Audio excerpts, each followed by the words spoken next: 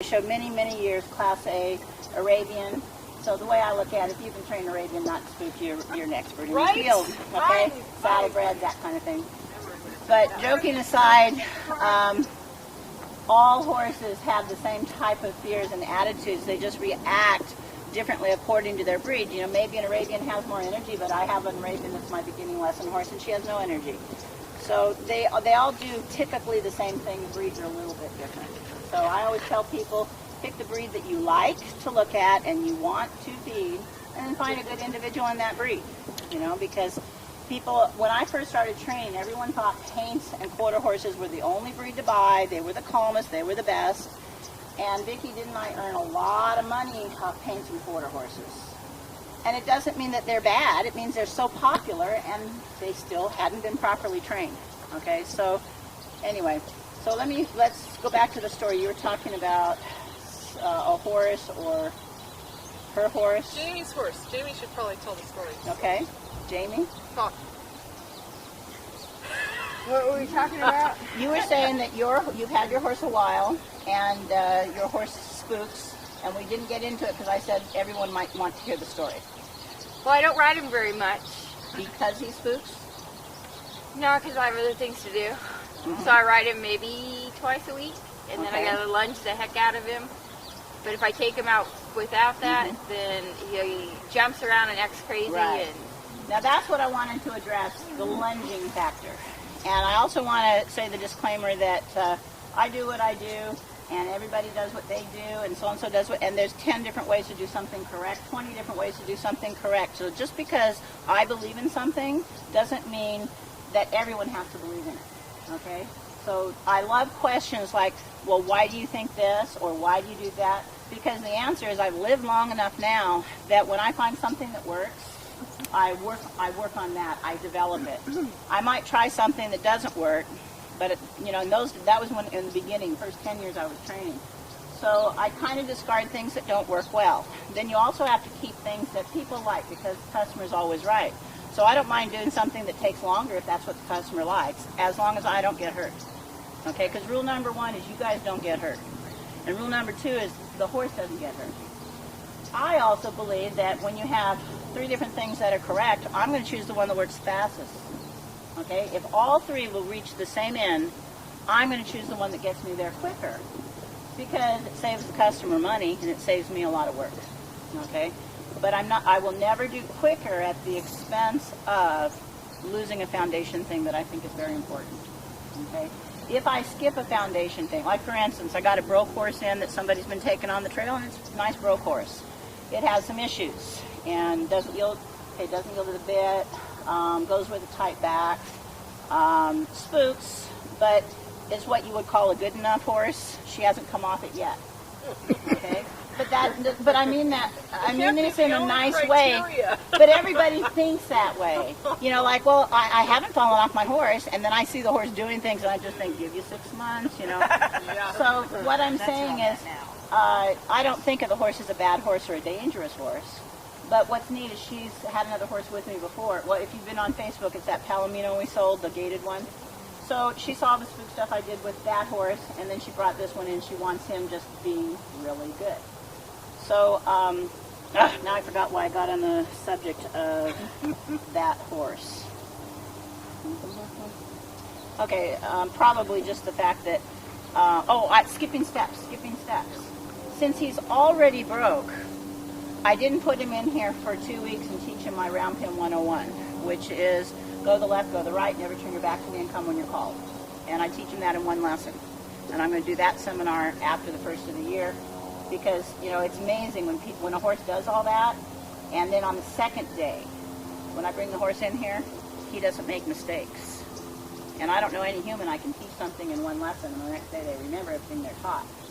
And that's what I think is a miracle about horse training. If a horse is properly taught and he is relaxed at the end of the session, and I think John Lyons is one that said this, he will retain the information. If he's worn out at the end of the lesson and not relaxed, he's not going to remember anything because he's been thinking escape the whole time. So this goes to, so what I did with skipping steps, this horse is already broke to ride, so I'm simply teaching him to yield to the bit. I started doing a spook thing, and I pulled out a plastic bag, and he went, whoa, I died and went to heaven. This is an easy training place. So now we're not doing spook stuff. Because spook, it's not something I need to work on now. What I need to work on is yield to the bit and spook down the road. Yield to the bit and do something new you've never done before, and don't balk from it, okay? So anyway, so I skipped some steps to get right to yielding to the bit, because that's going to be the foundation of the other things I teach him.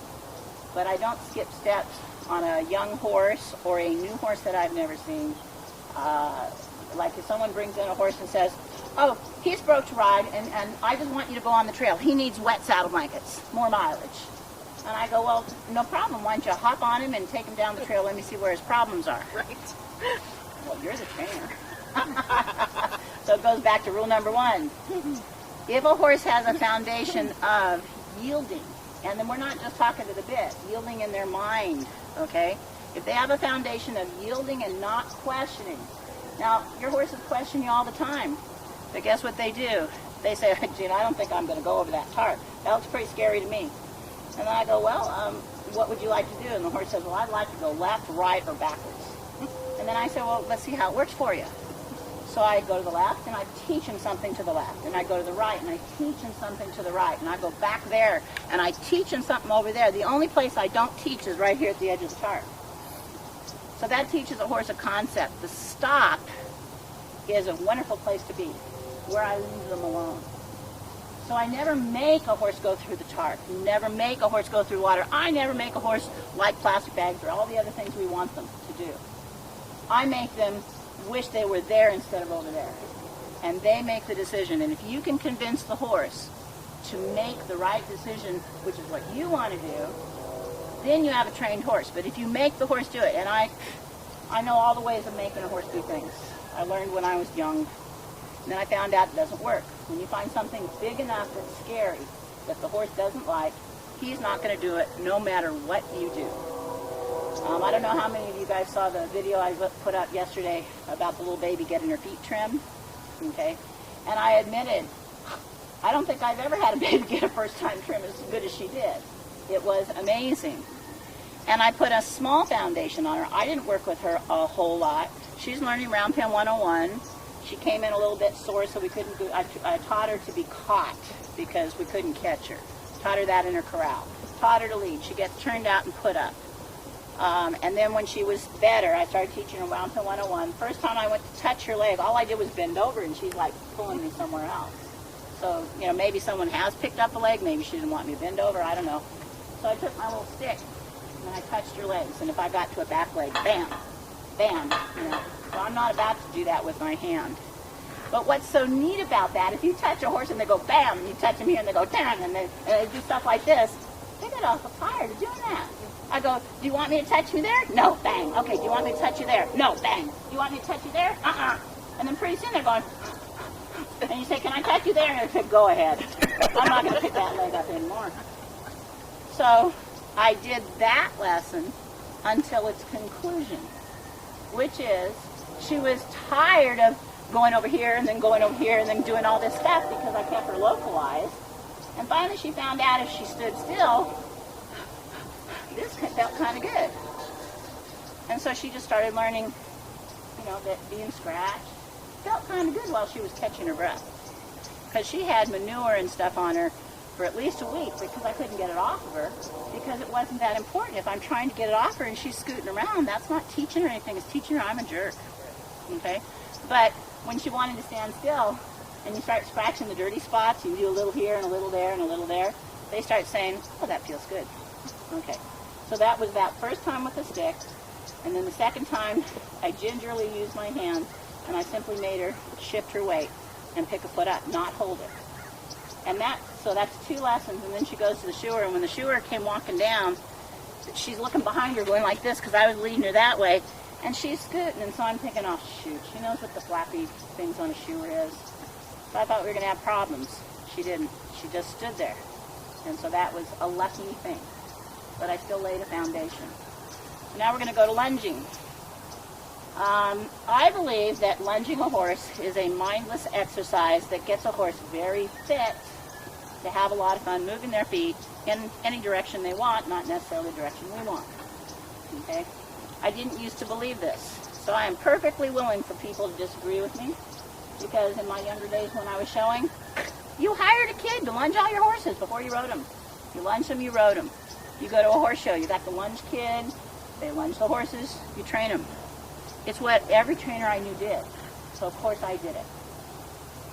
And I was successful. I can't say, but when I look back, I don't think I was as successful as I am now. I had a lot of fit, beautiful halter horses and horses that spooked, which is what I had. So anyway, then I went to a seminar, and John Lyons was asked, and I'll quote John Lyons a lot. It doesn't mean that he's my favorite trainer. He's one of my favorites, and he was the first one that introduced me to this type of training, which is teach the horse something, don't punish the horse. Just teach him something until he's sick and tired of learning, and then he wants to figure out what you want. But yet you taught him something in the meantime. So anyway, John Lyons answered that question. He says, well, let me tell you something. I put a lot of it. Feed is expensive. And I'm laughing now because back then hay was like $6 a bale. So he says, feed's expensive, and I don't want to put all this expensive feed into my horse and then have them, and then I have to work at lunge it off of them. And I thought, okay, well, I don't believe it, but hey, I'm going to keep lunging my horses. And then he said, and if I don't lunge all the horses I train in a day, I can get 2 more trained a day, and that means I make more money.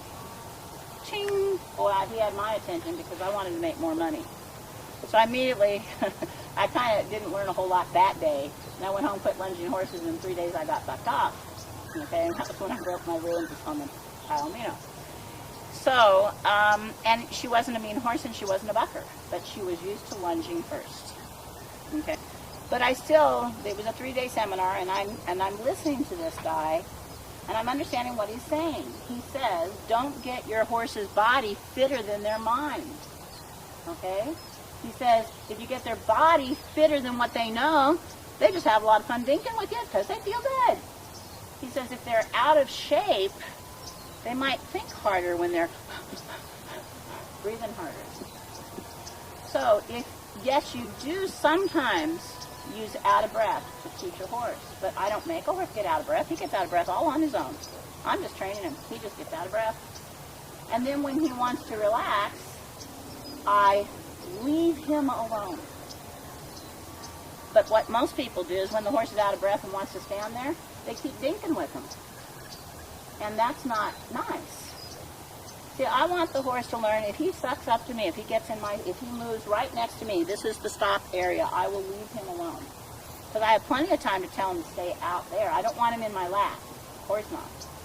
But if the horse thinks the closer I am to Jean, she'll shut down and be really nice, then I can walk anywhere I want and that horse is stuck to me like glue. So that's the beginning of a relationship or trust. Do I have horses stick to me like glue and hate my guts? Oh yeah. They just figure out real quick that I'll leave them alone when they're next to me. Okay, so you have all different types of horses. When you come in and you start working with a horse, on day 1, I don't believe they all love me when they learn to stand next to me. In one lesson they learn that. They learn to come to me. I think they learn, boy, she's a really bad person. If I just get next to her, she'll shut down and leave me alone. I can go back to my corral. So going back to spook stuff, I like to lay a little bit of a foundation where the horse knows rule number 1, Jean is always right. Rule number 2, if you want to do what you want, she'll let you until you figure out that rule number 1 is a lot easier to follow because she's going to keep coming back to what she wants. But see, I'm not mad. If the horse wants to go over there and work because he doesn't want to go through the water, I happily go over there. There's so many things I can teach that horse over there. And that is the beginning of teaching a horse not to spook. It's teaching him to yield his will to you and obey you. Okay? Can I take a horse that spooks and in one lesson teach him not to do a specific thing or to go through water? Yeah, I can. But what it is then I spend all my training time teaching him to go through water, teaching him to go through mud, teaching him this and that and this and that. I want to teach him a concept. Whenever you're scared, ask Jean what you should do. What's my answer going to be? Just stand still. Because I don't know of anybody who falls off a horse standing still. Okay? And if you kick your horse, like, here's another one of my favorite John Lyons stories. this lady stood up and she said that she had this horse that she'd take it out on the trail and it would walk 10 strides and it would stop. And then it would relax and it would walk another 10 strides and it would stop. And it would relax. And it would, and she says, it takes me so long to get around the block. So anyway, so John says, well, okay, tell me a little bit about your horse, And she says, well, it's a mare. And he says, well, how old is it? And he says, she's 2. And 3,000 people start laughing because most of their 2-year-olds aren't even broke, much less going out on the trail and not dumping them. And see, what the horse was doing was a correct thing, stopping. And then it relaxed. And she innocently didn't know she was giving this horse guidance by letting it stop. But most people, when the horse is afraid, they kick the horse. Get moving. We got a trail ride to do. So the horse is scared, and now it's got a jerk on its back, punish him. It stops again. They get kicked. It doesn't trust the person on their back. So next time it stops, boy, it bolts. It does a 180 because it needs to mind that kick. Right? So the horse has to know.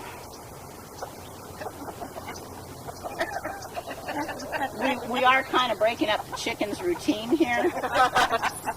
When I really water the round pen and dig it up, there's all kinds of goodies in here. And so if I come in and work a horse and then leave, then they come in and they check everything out. They might go over there and do a dust bath. And I don't even know why McDuck is in here. He's not the round pen duck. Okay. So now that I've done a little bit of talking, what I want to do is pull out a horse and start talking about what I teach a horse to keep him not spooked. You want me to go ahead and start with yours since I might be starting everything with this? Okay. If you'll... So, explain to me what you mean by that. What you're meaning is for that. Okay. What she said was,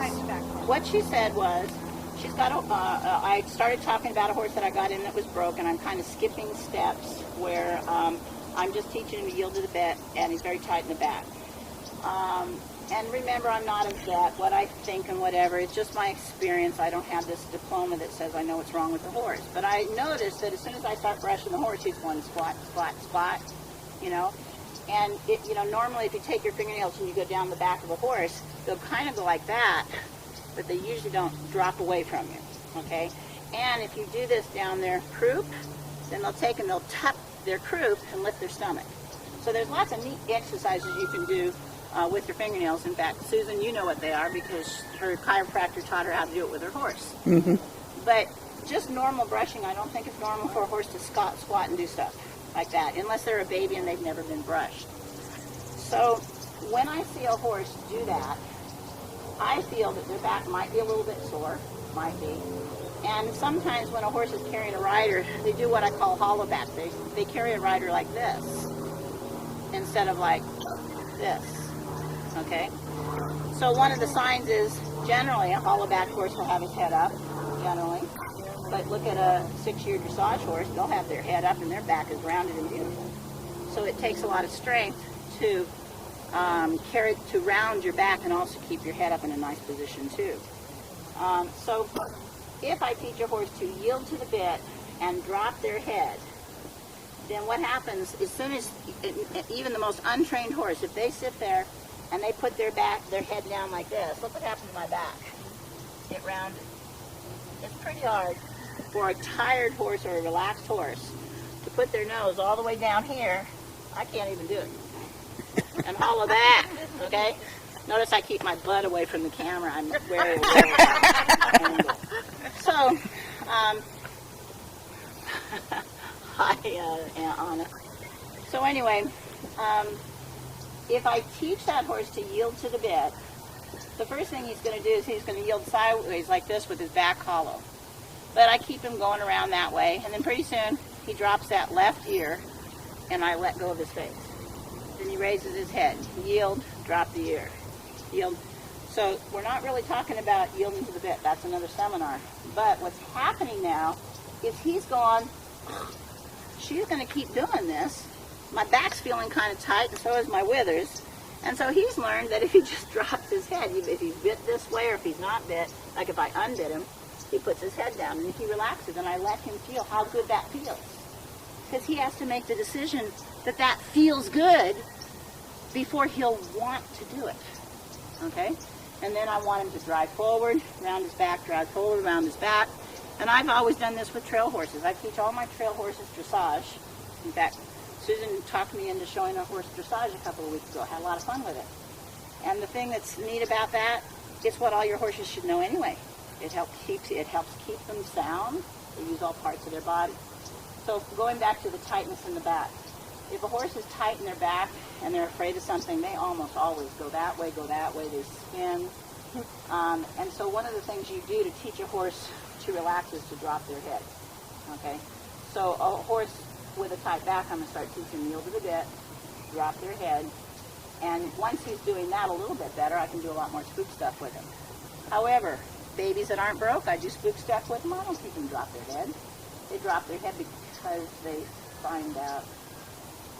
Okay. Why did the chickens cross the round pen? Anybody know? For comedy relief. Okay, so now let me get that. So did I answer your question? A little bit.